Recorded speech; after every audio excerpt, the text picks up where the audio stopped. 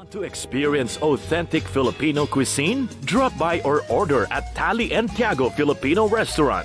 Filipino food at its best. Check out their specialties, food packages, and promos that fit your budget. Tali and Tiago Filipino Restaurant via Cayo Mario, 16A 00192, Rome, Lazio, Italy. Enjoy food at the comfort of your home. For more info, kindly call or message us at 320-722-0797 on WhatsApp or on FB page at Tali and Tiago. Para sa mga pulpul, para sa mga abusado, arogante, walang kwentang nilalang, nagtatago sa titulong public servant, empleyado ng gobyerno o politiko, at kahit sino ka pa, yan ang tunog na lalatay sa'yo.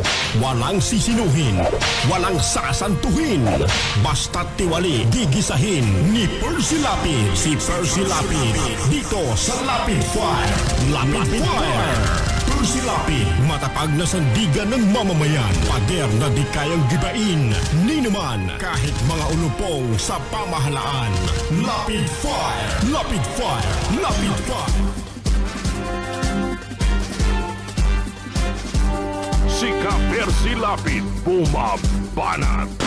Lapid Fire!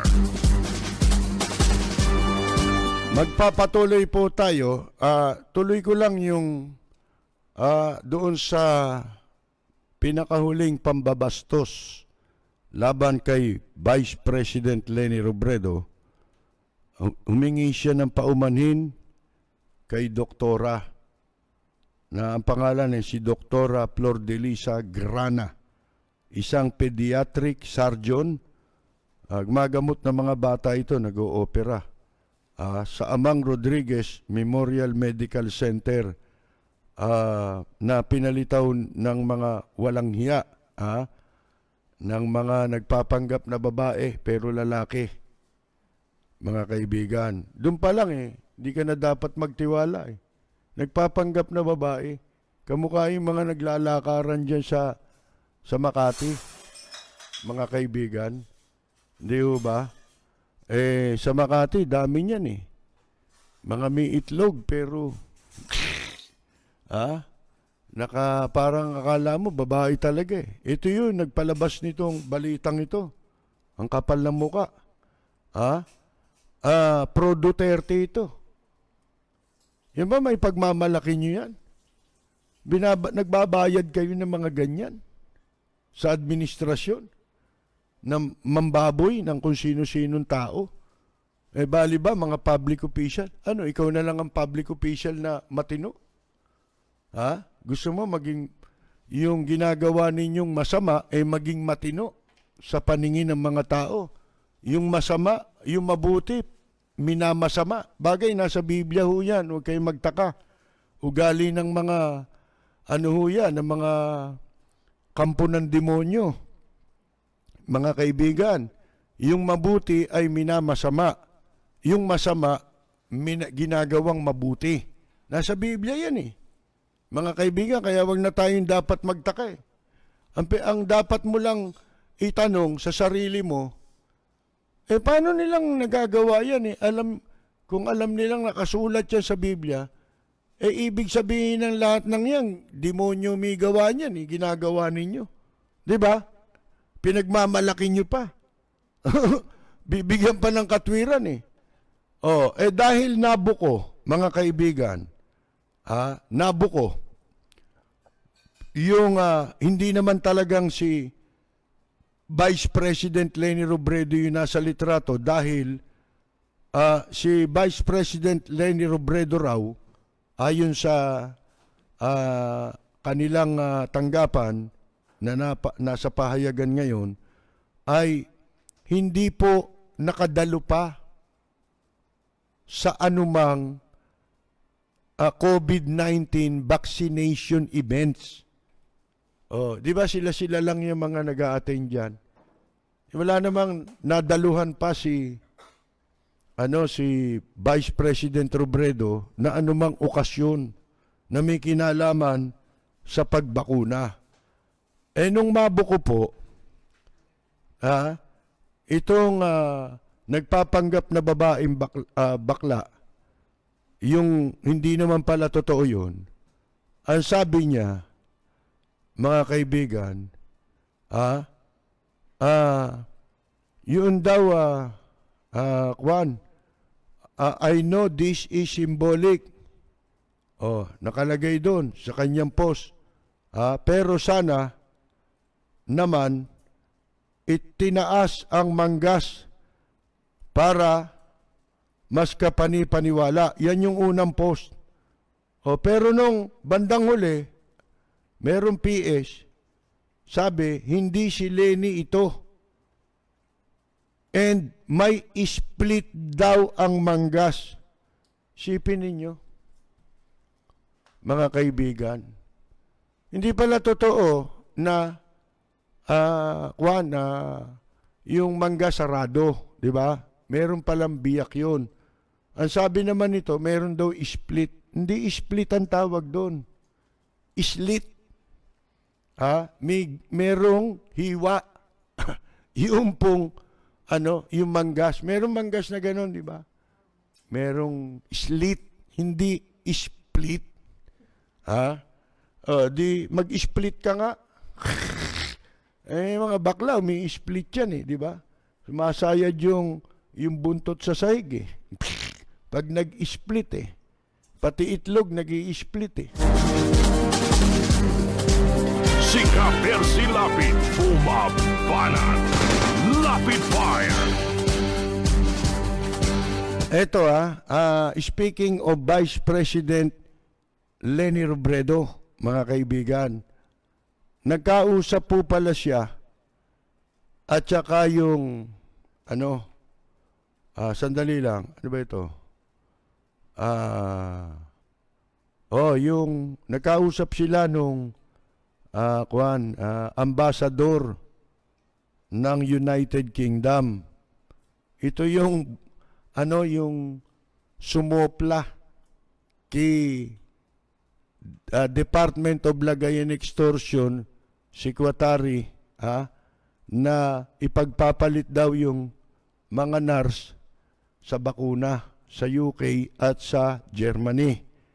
Itong British Ambassador at saka si Vice President Leni Robredo nagkausap sa pamamagitan yata ng Zoom.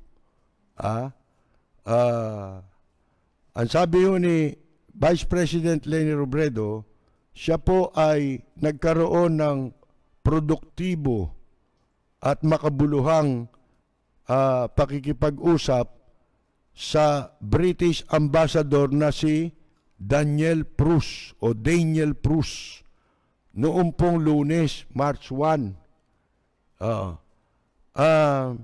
Hindi ho sila nagkaharap personally. Pero ibinahagi po niya yung larawan ng kanilang online meeting sa iba't ibang paksa na kanilang napag-usapan sa pagitan ng dalawang bansa ng UK at ng Pilipinas. Ang sabi ho ni VP Robredo, I had a productive and meaningful discussion with Ambassador Daniel Prus. Nagkaroon daw sila ng produktibo at makabuluhang talakayan ni Ambassador Prus ng United Kingdom of a wide range of issues sa malawak na mga issue, mga kaibigan. Pero sila ay nagkita na pala nung 2017 pa, nung nag-courtesy call si Prus kay Vice President Leni Robredo sa kanyang reception house. Ito yung Boracay Mansion, di ba? Doon ang opisina ng Vice President ngayon At sa nag-tweet naman itong ambassador, sabi niya, nag-usap sila napag-usapan nila ang coronavirus pandemic, typhoon response, yung pagtugon sa mga bagyo, at saka sa coronavirus pandemic. and the 26th United Nations Climate Change Conference of Parties, also known as COP26. At ang United Kingdom pala ang mag-host nito, dun sa major UN Climate Change Summit na idarao sa Nobyembre ngayong taon. Ito yung tweet ni Ambassador Prus. Thank you at Leni Robredo for a great discussion today, covering so many issues of shared interest, including COVID, typhoon response, and the COP26 climate change talks. Magtataka kayo, bakit siya ang kinakausap? Manap sila nung may kabuluhang kausap. Ayaw nila nung walang kabuluhang kausap. Di ba? Kaya, wag na kayong magtaka kung bakit nakikipag-usap sila kay Vice President Robredo. Tsaka kay Vico Soto. Di ba? Kay Vico Soto rin. Mga kaibigan. Kasi mga may kabuluhan yung nakikita naman nila hindi naman mga bulag yan Naoobserbahan naman nila.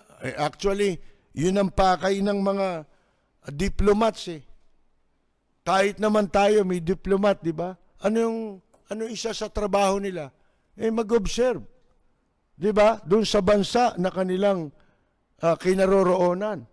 At i-report mo yan doon sa iyong bansang pinanggalingan. Nagpapadala ka ng report. Ganito, ganon, di ba?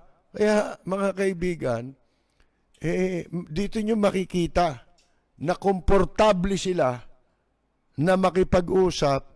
Kasi nga, sabi ko sa inyo, hindi naman mga tanga yan Hindi naman mga bobo yan. Kaya na-offend yan nung sinabi pinagmalaki nung bata ni Bello, di ba?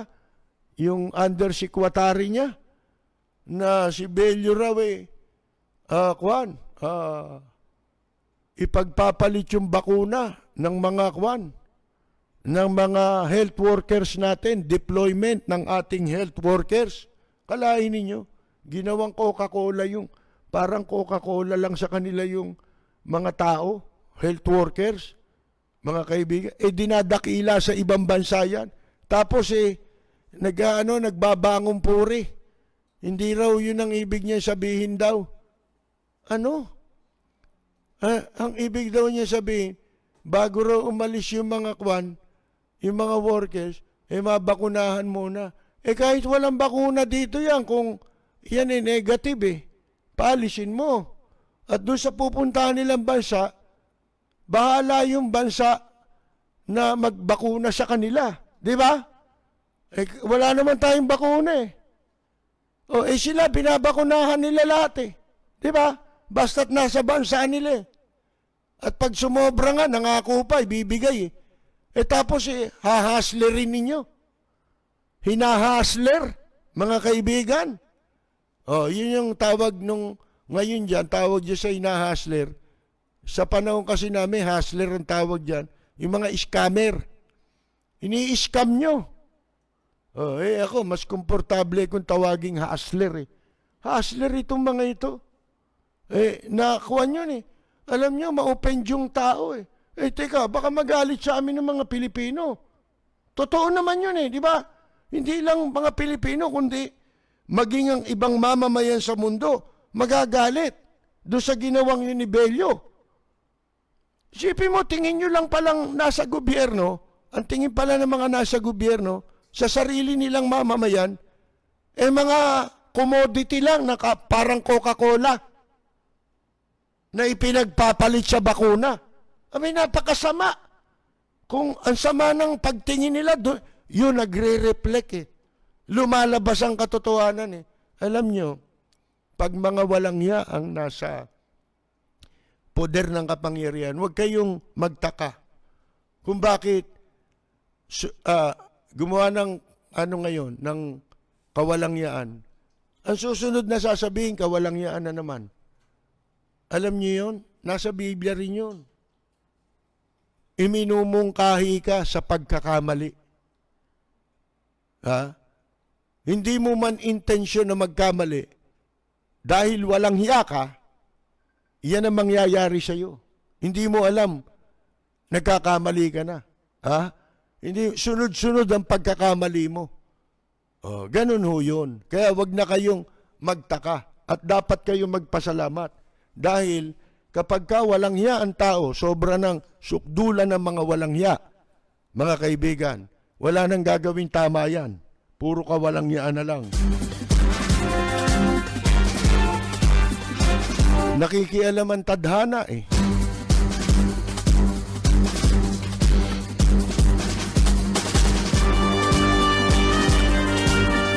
At yan, mga pangitain yan, ha?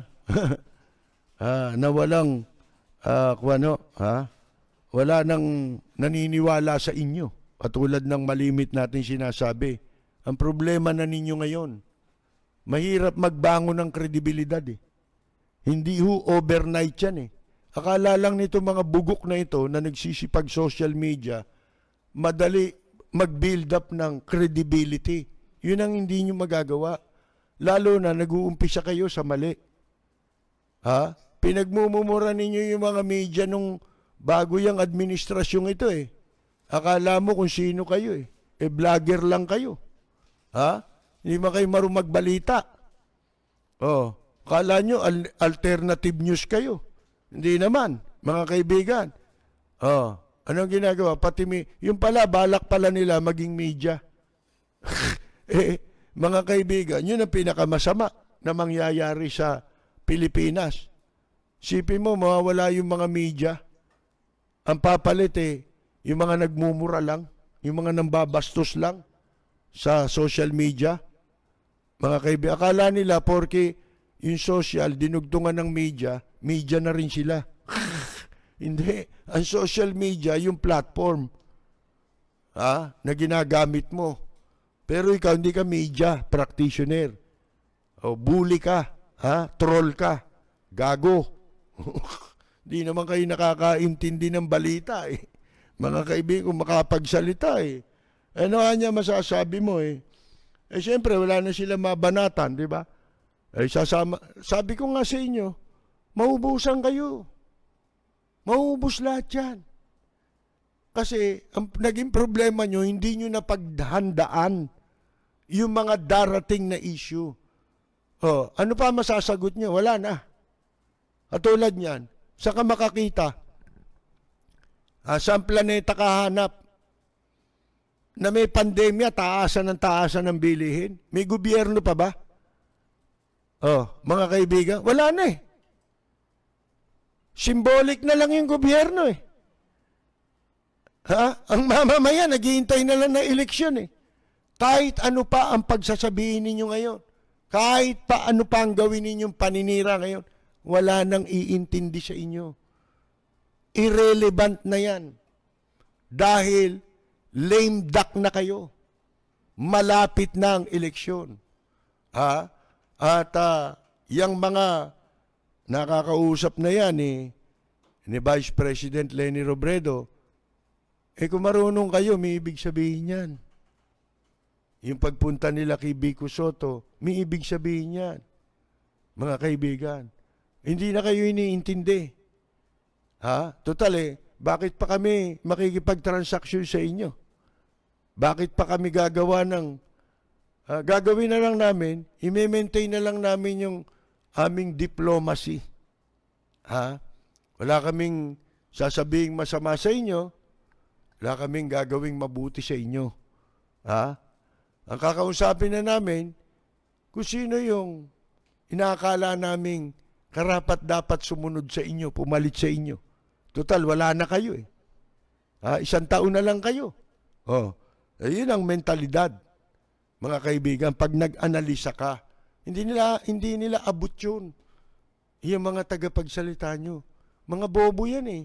Yung pera nakakabobo yan. Mga kaibigan, nakakabaluktot ng akala yan. Puro akala lang kayo. Ano nga niya masasabi mo ron sa mga nagsisipagsalitaan na yan? Lahat yan, iisa lang yan. Simulan mo sa puno. Alam naman ninyo yung puno ng santol, imposibleng mamunga yun ng mangga.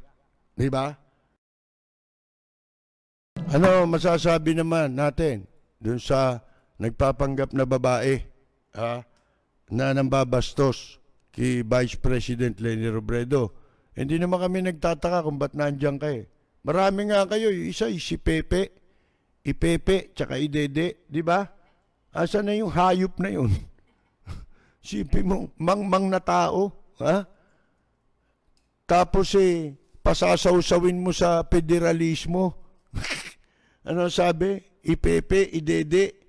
Oh, ba't hindi ako magtataka kung marami kayong bakla dyan? Ito, Ako, bakla ako noon. Mabuhay ang bakla ng Pilipinas! Oh, di ba? Magtataka pa. Ha? Kung bakit maraming bakla.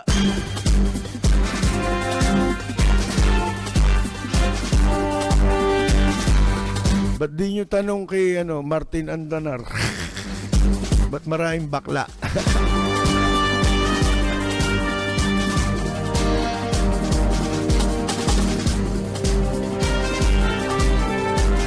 Ito rin ho yung sagot ni Vice President Robredo doon sa pinakahuli namang pang-iinsulto, panghamak sa kanya ni Presidente Duterte. Ito, ako naman, hindi ako hindi ako nababahala dyan. Hindi dapat mabahala ang iba kung ginagawa ito. Ang nakakabahala lang dyan kasi, Presidente pinag-uusapan natin Presidente ka Dapat, kumikilos ka, ang kilos mo, pananalita mo, dapat parang presidente rin, presidential. Diba? Hindi. Sipin mo, sasabihin mo, mamatay ka dito kay Vice President Leni Robredo. O ano sabi ni Vice President Leni Robredo? Ang unang dating sa akin, parang hindi Pangulo yung nagsasalita. Sana kung kami lang yan Di ba? Okay lang yan kasi sa trabaho namin, kasama yung entertainment. Ang radyo, mga kaibigan, yan ang hindi naintindihan ng mga nakaamoy lang ng mikropono akala broadcaster na sila. Kami dumaan kami sa mga seminar bago kami napunta sa radyo. Nagpa-practice na kami sa radyo. May examen May examen. Tapos may mga seminar na dinaluhan kami. Mga kaibigan, obligado, dadalo ka ron. Ito mga ito, wala Bigla ka lang sumulpot, tapos kung sino-sino pagmumurahin ninyo. Saan kayo galing? Anong credential ninyo? Anong credential ninyo? Akala nyo ba pinaniniwalaan kayo? Nagkakamali kayo. Hindi kayo pinaniniwalaan. Ito sabi parang hindi Pangulo yung nagsasalita. Ayan ang sabi niya bilang reaksyon dun sa sinabi ni Presidente Digongyo.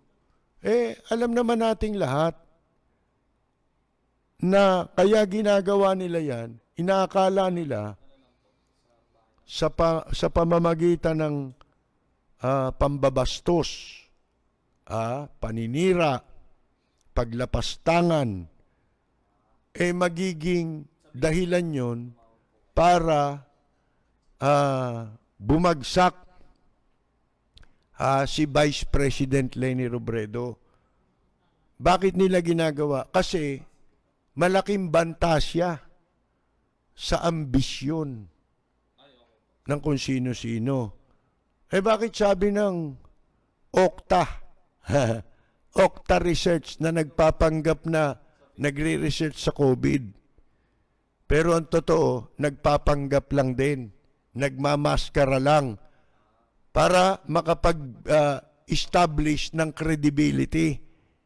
Ngayon, pagka sa palagay nila, between now and 2020 campaign for 22 elections, mga kaibigan, naka-establish na sila ng credibility. Nagkakamali kayo, nabuko kayo agad eh.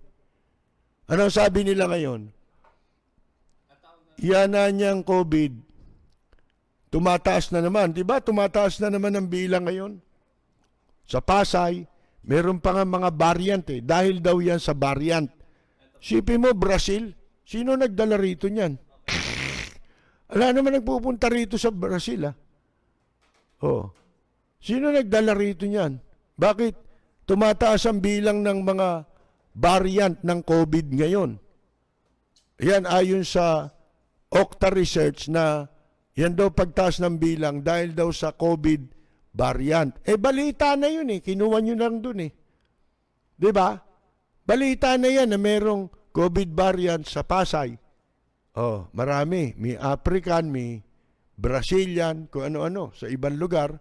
At tapos sabihin nyo, yun ang dahilan. Buti, dapat ang sinabi nyo, mas bagay, totally, yun naman ang magiging papel nyo bandang huli. Kaya tumaas ang COVID, dahil napabalita, tatakbo si Sara. Diba? Yun ang dahilan. Kaya tumaas ang COVID. Oh, mga kaibigan. Tama, mali.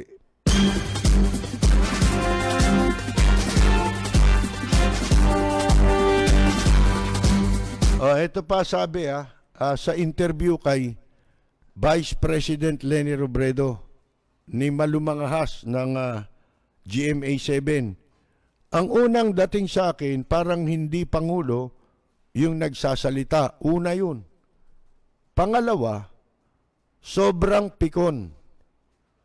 Parati naman, sinasabi na pag pikong ka, talo ka.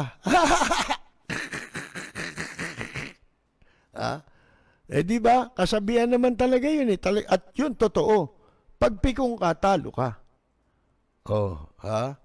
Mga kaibigan. Sabi niya, dapat sa trabaho namin, sabi ni Vice President Robredo, di ka mapipikon eh. Kasi sa trabaho namin, kailangan yung tao malayang mag-criticize eh. Kailangan yung tao malayang magbigay ng suggestions. Kasi yun yung makakabuti sa aming panunungkulan. O hindi ba yan ang sinasabi natin? Mga kaibigan.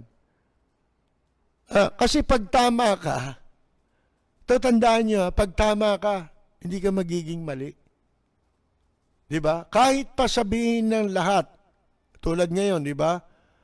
Yung mga mali, sinasabi nila tama.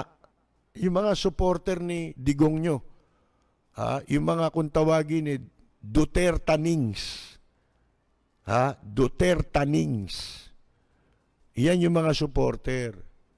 Kahit paramihin nyo pa yan, at magmukhang yung Facebook parang lahat ay sinasabi, puro pabor kay Duterte Nings at laban sa lahat ng kalaban nila na itinuturing nilang kalaban. Tandaan nyo, may kasabihan din. Ewan ko kung si Truman ang nagsabi nito, na even 1,000 angels say that I am wrong. When I am right, I am right. Sa Tagalog, kahit pa 1,000 anghel ang magsabing mali ako, kung tama ako, tama ako. Mga kaibigan, yun eh. Kasi ang katotohanan, ang tama, ang mali, hindi mo pwedeng baguhin yan. Yung katotohanan. Hindi nababago ang katotohanan. Ang mali noon, mali rin yun ngayon. Ang tama noon, tama pa rin yun ngayon. Walang nababago ron, mga kaibigan. Oh. Kaya kahit sino magsabing mali ka, pagtutulungan ka, mali ka. Siyempre, madaling gawin yun eh. Magbayad ka lang, marami na magsasabing mali ka eh. Di ba? Masama ka eh. Magbayad ka lang. Oh, pero, hindi nagiging totoo yung sinasabi nila dahil marami sila. Lalabas at lalabas ang katotohanan. Kahit pa 1,000 anghel pa yung nagsasabing yan na manira sa'yo. Magsabing mali ka. Pero kung tama ka, magiging tama talaga yan. Mga kaibigan, ang sinasabi natin, hindi masama ang pumuna. Nagiging masama ang pumupuna kapag hindi ka na pinakikinggan. Hindi na nakikinig. Kasi kasama yan sa trabaho nila. Katulad ng sinasabi nila ni Vice President Leni Robredo. Kaya nga ginarantyahan ng saligang batas ang kalayaan sa pagsasalita, yung freedom of speech, mga kaibigan. Bakit? Importante yan.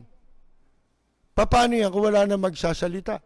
E di lahat na lang ng kamalian gagawin. Eto ngang may nakapagsasalita pa. Patuloy ang pagbaluktot nila sa mali eh. Sa tama eh. Binabaluktot nila yung tama eh.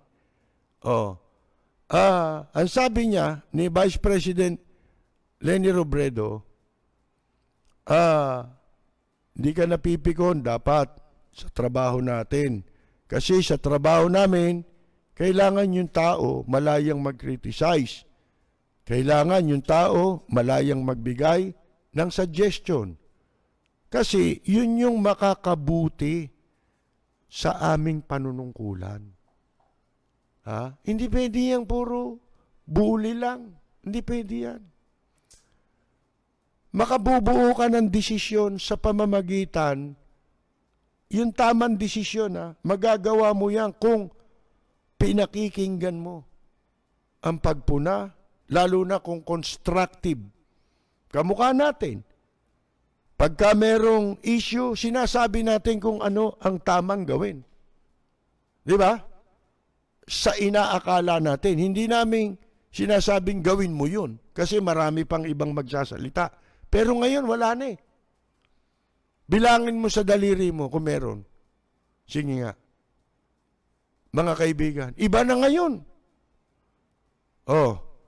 Napakahirap ng humana para tayong humahanap ng virgin sa sauna bath.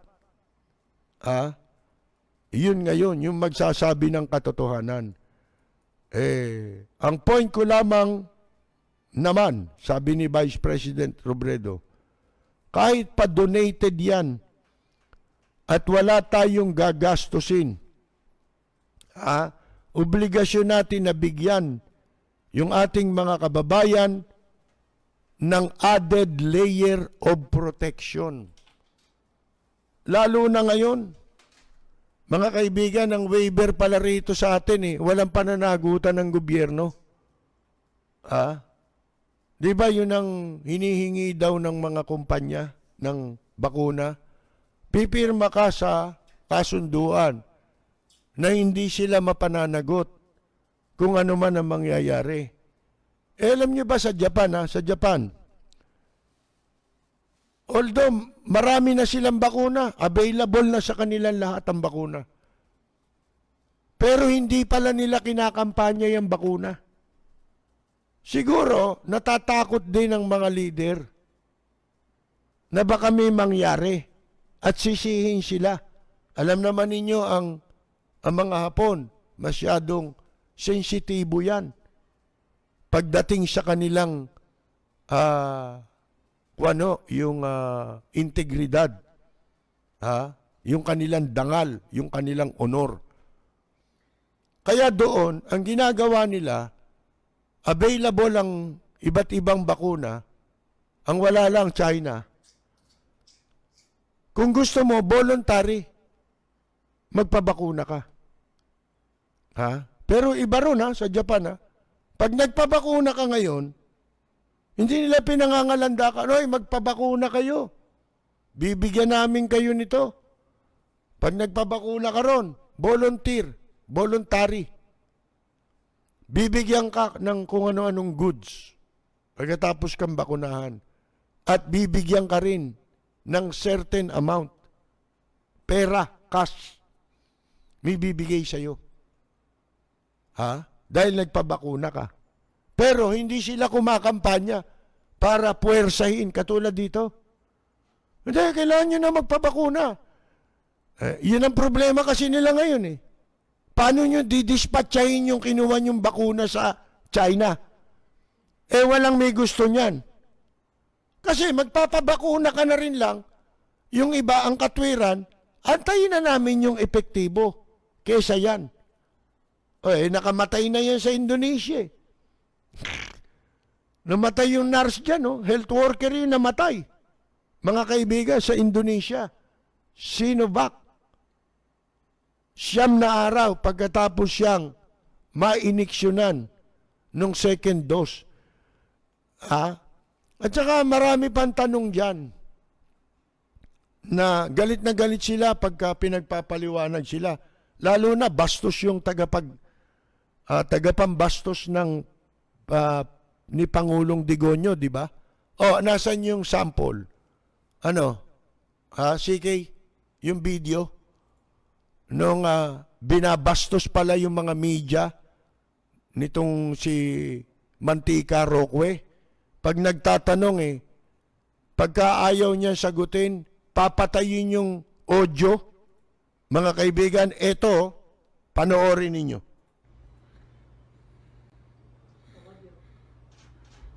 No audio. Next question, please. Pero sir, yung mga ganitong illegal na Okay, pumunta naman tayo kay Roy.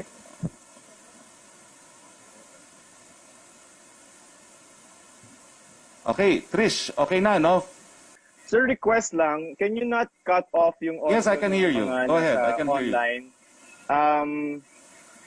You could just say na you're going to end the question and answer. It's kind of harsh if you do that, you cut the audio. This is the second time na kinat yung audio ng reporter. I hope that I you never can cut off reconsider it. anyone. I never think, cut off anyone, Joseph. Never. Yes, but the audio, maybe not you, but the staff over here. 2 beses na sir naputulan ng audio yung Yes. Trisha and then si Pia. I hope that you could just maybe say, we're going to end the question and answer, just so we know and we just don't cut off in the air. Okay? Sir, game. Sa No, Sinovac, I can how did assure that you, I happen? never do that intentionally. Kung naka-cut off, it's the fault of the telecoms.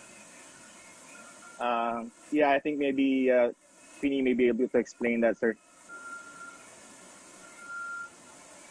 Hello? Yes, I can hear you.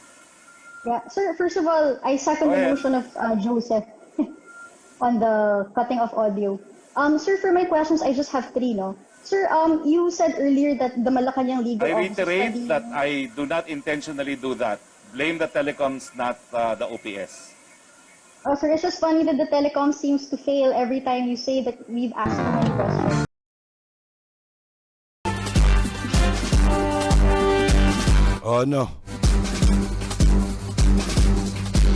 Tagapambastos ni Pangulong Digonyo, Harry Roque. Nakita ninyo kung gaano kasibil yung mga media practitioner. Pagkakaharap na yung ni-interview pero tahasang pambabastos, di ba? Tinatanggalan ng audio yung tanong. Kasi hindi niya masasagot Alam niya Mga kaibigan Ay matatalino yun. Lalo na yung isa ro, si Pia Ranyada yata yun ng Rappler Mga kaibigan, galit sila ron Di ba, binanila yun sa Malacanang dati? Nung bago pa lang sila, mga kaibigan. Bueno, ito hong batas na isa na naman nilang ipinasa. Tingnan ninyo, palagay ko naman hindi magtatagumpay ito sa sa Senate Hanggang dyan lang yan sa House. Kasi House talagang mga sip-sip talaga yan, di ba? konti lang dyan ang tahimik pa. Kukunti na nga lang dyan yung dapat po muna, tahimik pa. Oh. Ngayon, ito ho, isipin ninyo itong proposed law na binabaliktad na ang nakasulat sa saligang batas. Unconstitutional ito. Isipin mo, ituturing ka na suspect sa drugs ito eh. Maganda sana. Pero, labag sa konstitusyon eh. Sabi nga, the end does not justify the means. Kung mabuti man ang hangarin ng House Bill 7184, yung presumption of guilt para sa mga drug suspects, binabaliktad na nila yung nakasulat sa saligang batas. Hindi mo pwedeng isupersede ang saligang batas. In the same manner, yung ordinansa sa mga local government units, hindi pwedeng isupersede nun yung regular na batas. Hindi niya pwedeng tapakan yun. O palitan, lalo na ito, saligang batas ito. Isipin mo, nakalagay sa saligang batas, a person is presumed innocent unless proven otherwise. Dito po sa batas na ginawa nila ngayon, hindi, baliktad eh. Ikaw ay guilty na, presumed guilty, unless proven otherwise. Hindi kami nagtataka dahil gagamitin yan sa pandarahas na naman, sa gusto lang nilang paggamitan. Hindi na kailangan yan eh. Sa katotohanan lang, hindi na nyo kailangan yan. Ang kailangan lang ninyo, ipatupad ng tama, sundin ng tama ang pagpapatupad doon sa dati ng batas laban sa droga. Wala kasing sumusunod eh. Ngayon, gusto pala ninyo ng baguhin yung nakasulat sa batas na, saligang batas na gawing guilty na ang isang tao bago maliban ng mapatunayan niyang hindi siya nagkasala. Gawin niyo muna yan para sa mga politiko. Sa inyo muna. Sa inyo i-apply. Papayag ba kayo? Kayong mga opisyal sa gobyerno, papayag ba kayo? Batas yan para sa inyo. Sa inyo lang Huwag niyo isama publiko. Ang mga magnanakaw sa gobyerno, ipinapalagay na guilty, nagkasala, hanggang hindi napapatunayan na inosente. Di ba? Tanungin nyo sa kanila kung papayag sila. Mga hayop kayo. Si Ka-Percy Lapid, bumabanat. Lapid Fire. Meron tayong ibang babasahin muna rito, mga reaksyon, mga kaibigan. Ito yung reaksyon ni basahin natin si Tish Dasio. Buti may bahay ni Benji Robueno Jr., isang station owner and broadcast commentator. Kanya may bahay ay mayroong reaksyon tungkol doon sa apology ni dating Brazil o Ambassador to Brazil, Marichu Mauro. Ang sabi niya, ang comment niya on the crocodile apologies stated by former Brazil Ambassador Mauro. Shame on her. I was able to work in Riyadh, Saudi Arabia in 1989 and witnessed the cases of domestic abuses caused by employers to their Pinay staff. I was interpreter for 2 months with the SWA. Ano kaya yun?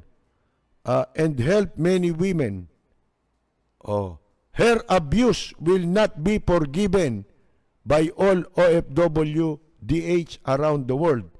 She deserves the punishment. Di ba sabi, aapila ito? Hindi mapila siya. Mga kaibigan, baka doon malutunan niya. Ha? Baka kaya niyang lutuin yung apila niya doon sa desisyon. In fairness, tama yung ginawang aksyon ni Presidente Digong nyo. Ha? Mga kaibigan. Ito, tama siya dyan. Pero pag ito nabaliktad, mali siya dyan. Mga kaibigan, di ba? Yan, ito sabi naman ng isang ayaw magpakilala, my husband and I are followers of your videos here in California.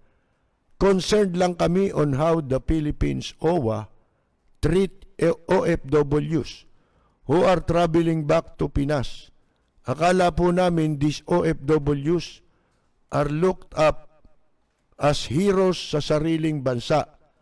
Most of these OFWs are skilled professionals, but when they avail of the pre-quarantine protocols, doon po sila dinadala sa mga mumurahing motels. Siyempre, kumikita yung motel kakutsaba nila yun na madumi at parang virus risk. Sana naman po bigyan sila ng choice kahit na limited ang allowance ng OWA sa funding nito. Hindi, maraming kwarta yan. Sinasandok lang yan. Mga professional po ito. And they can afford to pay higher rates sa malinis at safe na quarantine places. Huwag mandatory sa cheap sites. Paano hindi magiging mandatory po? Kakutsaba nga nila yung mga may-ari ng motel. Pakicall po ang atensyon ng OWA dyan sa Pinas. Ialay niyang OWA? Ala yan. Mga kaibigan. Para lang tayo nagaksaya ng laway dito. Pag sinabi mong OWA. Sipi mo, isa sa namumuno niya si Bilat. Si Mochang Bilat. Na ika nga po na blacklist sa Japan. Na-blacklist yan si Mocha. Alam mo kung bakit? May kumuha. Katransaksyon nila. Magpe-perform niya dito. Hindi hiningi ng visa. Pina-sponsoran ng visa sa immigration, di ba? Sabi ng gobyerno ng Japan, gawin ninyo yan sa venue na makikita ang gobyerno. At least may mapapala doon sa gagawin ninyong pagpe-perform ng nakabilad, ang bilat, mga kaibigan. Pagdating doon, na-cancel ngayon, sumide trip na lang sa mga bar, di ba? Ngayon, binalak pang nagpunta pa sa Tokyo, Nagpunta sa Tokyo, kinukwento ko sa inyo, si Mochang Bilat. Akala nila, baliwala lang yun. Nagpakita ng bilat sa mga bar doon. Walang pumapansin sa kanilang immigration, di ba? Inantay na makaalis na sila. Di umuwi na. Kumita Pinagsabihan sila nung nag-sponsor doon na huwag na kayong pumunta sa Tokyo. Kasi baka mamaya mahuli pa kayo. Rumakit ngayon, nung makauwi dito, nag-try kumuha ulit ng visa, bumalik. Marami sila Blacklisted na sila. Paano nangyari yun Nakabalik siya ron nung nagpunta ron si Presidente Digong nyo. Nakabalik siya ron kasi bilang kortesiya, binigyan siya ng visa na makapunta ron. Pero sa totoo, blacklisted yan. Mga kaibigan, gusto nyo pakita ko yung mga litrato niyan sa Tokyo? Sa Japan? Isang araw, pakita natin dito si Mocha. Kasi maubusan tayong oras. Kakaya naman sa mga babati natin. Walang may birthday ngayon? Ako, malapit na birthday ko. Hindi ko naman mababati yung sarili ko, mga kaibigan. Una kong binabati itong mga Solid for Lenny, mga kaibigan, nagpapabati sila. Ang Northern Samar Chapter ng Solid Lenny. Mga kaibigan, chapter na nakikinig sa atin ngayon eh. O, ibig sabihin, marami sila. Di ba? Binabati po namin kayo, kayong mga miyembro ng Northern Samar Chapter ng Solid for Lenny, mga kaibigan. O, sino pa ang ano dyan? Si Rogelio Lopez ng Canada ay binabati po natin. Alexander Jigs Fernandez. Si Robert Baldwin Manlan Simeon ng Belfast, United Kingdom ay binabati rin po natin. Si Sky High Army Sunshine Cura, Junior Dal Jun de los Santos de Los Angeles, Mamumun Hubert Ivan Pang, Acer Reyes, Langke Ramos, Sherlock Cerex Tagle, Cerces Tagle, Brenda Espeleta, Payas Primo, Roselito Castillo, Soriano Ruel, Edwin Javier Carot Paquet, Mirna Guillermo ng Chicago, Roxanne Rankin ng Florida, si Kamaita Basilio sa United Kingdom, si Kaani Flormata Saludes, o sa Nevada, si Eric Partosa, si Winnie at ang kanyang husband na si Boji Hoya ay binabati po natin. June Gase sa Guam, dating vocalist ng Abracadabra, si Walden Kihan Berry at ang kanyang pamilya na pawang mga musician ay sa Guam din po yan. Susana de los Santos, Rosita Disi, Carmela Torres Balcos, Carol Torres Brihiño, Kaani Flormata Saludes, Kaenyang Mina, Yola Sotelo, veteran folk musician, si Luz Bimin Romana, sino pa ba? Mamaya na. Si Jorge Beichong ng Tokyo, Japan. Ella Samson Albiar. Yan. Bati tayo dito. Ang haba po nito. Si Lito Pereira Bersamina ng Las Vegas. Si Junior Dal. Nabanggit na ba natin? Tess Coracho. Meron pa naman siyang comment. Si Anton Bugayong Castro. Si Amor Yalong, si June de Los Angeles na nabanggit na rin, Samuel Gerard Chaneco Manugid, si Mamu Moon, Maria Dolores Santos, Ito Esquillo, si Ed Yumul Casquejo, si Claire Establecida Resplandor, Dennis Martinez, Dave Boticario, Acer Reyes, si Sherlock, nabanggit na rin ito. Si Leo Vera, Army Sunshine Cura. Paulit-ulit na yun.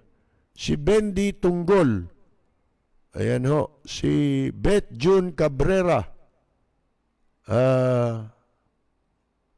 Lian Salazar. Si Reddy San Miguel. Roselito Castillo. Si RJ Rivera. Si Martiniano Santiago. Sino pa ba? Ang dami. Nagpaulit-ulit na yung pangalan. Mandy Asuncion, Cicel Cruz, ano ito? June, nabanggit na rin yun eh. Delarte Cortez. Ayun, DC Odarag. Si Jaime Buen. Ayan. Danny Liwanag. Ayan po. Pero wala na po tayong oras.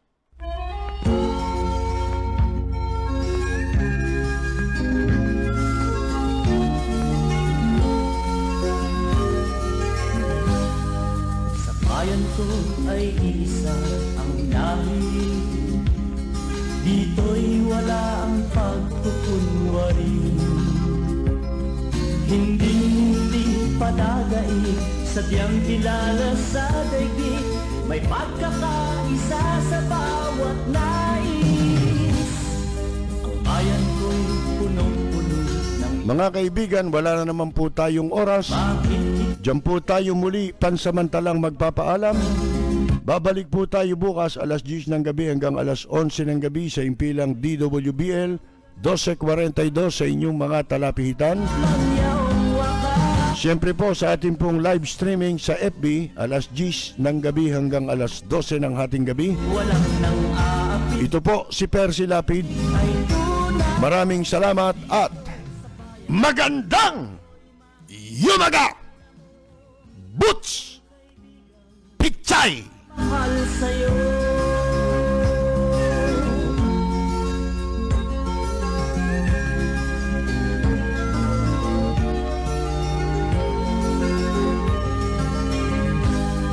Ang bayan ko'y punong-puno ng yaman. Bakit ito'y kailangan pang iwanan? Hindi nga ba't anong sarap mabuhay ng buong ganap sa bayan mo, sumapit man yaong wakas. Dito sa bayan ko, lahat kami pantay-pantay.